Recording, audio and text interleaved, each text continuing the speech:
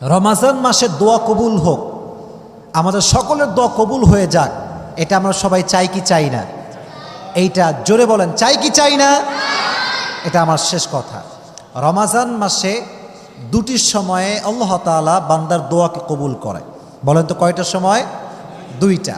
এই দুইটা সময় হচ্ছে এমন একটা সময় যে সময় বান্দার দোয়া করতে দেরি হয়, দোয়া কবুল হতে দেরি হয় না। সুবহানাল্লাহ পড়ে, এটা অনেক দামি একটা সময়।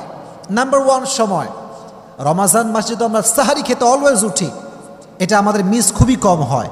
তো যেহেতু আমরা সাহারি খেতে উঠে গিয়েছি, আমরা ট্রাই করব অজু করে তাহাজ্জুদটা পড়ার জন্য।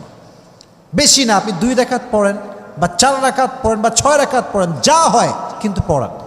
রমাজান মাসে তাহাজ্জুদের যায় নামাজে যখন কেউ চায় রবের কাছে, আল্লাহ এইটা চাই, গাড়ি চাই, বাড়ি চাই, হেদায়াত চাই, এইটা চাই, ওইটা চাই, বান্দা চাইতে দেরি হয়, আল্লাহ কবুল করতে দেরি হয় না। মন খুলে পড়েন সুবহানাল্লাহ। এজন্য 1 নাম্বার, আমরা তাহাজ্জুদটা মিস করব না।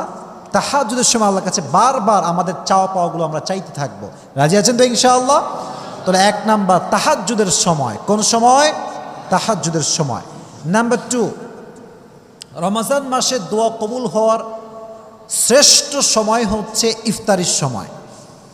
যখন আপনার সামনে আলুর চপ, বেগুনি, পেঁয়াজি, মুড়ি, ছোলা, বুট সব রাখা আছে, কিন্তু মানুষ খাচ্ছে না, খিদায় শেষ, ক্ষুধার যন্ত্রণা একদম প্রবল হয়ে গিয়েছে, তবুও খাচ্ছে না। কেন? আল্লাহর জন্য খাচ্ছে না। তখন আল্লাহ একটা সফট কর্নার তৈরি হয়, ভালোবাসা তৈরি হয়। আল্লাহ বলে, কিরে খায় না কেন? ফেরেশতা বলে, আল্লাহ তোমার জন্য খাচ্ছে না, তোমার জন্য উপোস আছে, না খেয়ে আছে। তো এটা হচ্ছে একটা মুখ্যম সময়। ইফতারির সামনে রেখে যে বান্দা দোয়া করতে পারে, তার দোয়া আরশে আজিমে গিয়ে নক করে, সুবহানাল্লাহ পড়ে। এই জন্য কলিজার ভাইয়েরা, ইফতারির সামনে রেখে মোবাইল ফোন নয়, ফেসবুক নয়, হোয়াটসঅ্যাপ নয়, মেসেঞ্জার নয়, জাস্ট মনে মনে জিকির করবেন। আর জাস্ট ইফতারির কিছুক্ষণ পূর্বে 2 হাত তুলে রবের কাছে দোয়া করবেন। রাজি আছেন তো ইনশাআল্লাহ? আর একটা বিষয়, এটা বলে আমার কথা শেষ করছি। আসলে ইফতার যখন সামনে থাকে, পাশে মা থাকে, বাবা থাকে, ভাই থাকে, বোন থাকে। তো যেহেতু আমরা একটু দুষ্টু টাইপের হই আর কি, সারাদিন বদমাইশি করি, আব্বা মা তো জানে যে আমার বদমাইশ দুষ্টু টাইপের আর কি।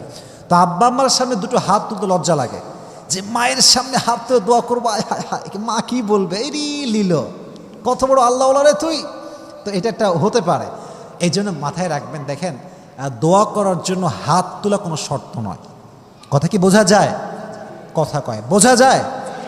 আচ্ছা, হাত তুলতে হবে না। আপনি ইফতারির সামনে রাখা আছেন, মনে মনে আল্লাহর কাছে দোয়া করেন। মনে মনে আপনি মনে মনে দোয়া করলেও আল্লাহ আপনার দোয়া কবুল করে নেবে, সুবহানাল্লাহ পড়ে।